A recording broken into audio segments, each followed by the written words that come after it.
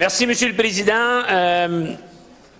Bien que ça semble être une annonce positive, il manque un élément extrêmement important à cette annonce ici, qui aurait dû être faite de pair avec l'annonce ou avant l'annonce, parce que ça va juste créer un autre grave problème.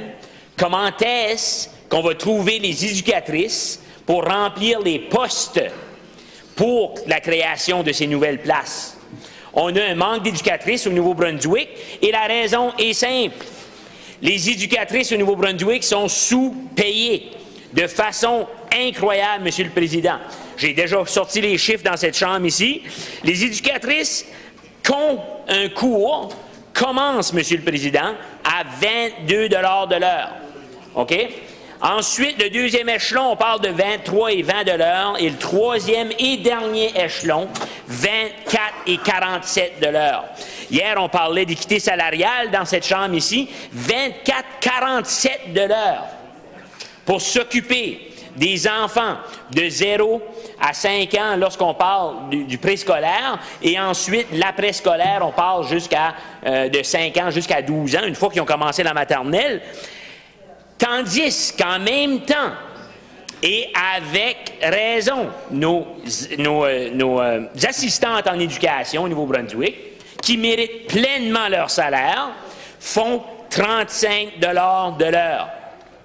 C'est presque, Monsieur le Président, quasiment 10 piastres et 50 de plus de l'heure pour un travail qui a des responsabilités qui se ressemblent joliment, Monsieur le Président. Et donc, bien que, oui, on veut des nouvelles places en garderie, mais qu'est-ce que vous allez faire pour assurer qui va travailler dans ces centres de la petite enfance-là? Qui va vouloir aller travailler à des salaires crève-faim comme celui que notre gouvernement leur offre dans les conditions de travail? Parce que, Monsieur le Président, il ne faut pas oublier, ce ne sont pas les pourvoyeurs de garderie qui décident de l'échelle salariale des éducatrices, c'est une responsabilité du gouvernement.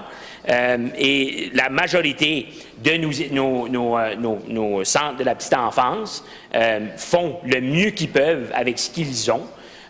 Et leur financement est aussi limité quant au financement qu'ils peuvent recevoir à cause d'un très bon programme universel où on demande aux parents de payer seulement tout dépendamment de l'âge de l'enfant, mais on peut parler d'à peu près 10 $, la garderie à 10 $ par jour, même moins que ça dans certains cas, ou un petit peu plus que ça dans certains cas, qui est un bon programme, mais ça limite la flexibilité de nos centres de la petite enfance. Et donc, il faut que le gouvernement règle ce problème-là, qui est à la racine du problème. Il faut que ce gouvernement ici traite les éducatrices de la petite enfance à leur juste valeur. Et sans des changements au salaire des éducatrices à la petite enfance, on va juste rencontrer d'autres problèmes lorsqu'on crée des places en garderie. Puis ce problème-là va être l'impossibilité de trouver des gens pour occuper ces places d'éducatrices-là. Et donc, ce qui va ultimement faire en sorte que les familles Thank you, member. de places en garderie. Merci d'être positif.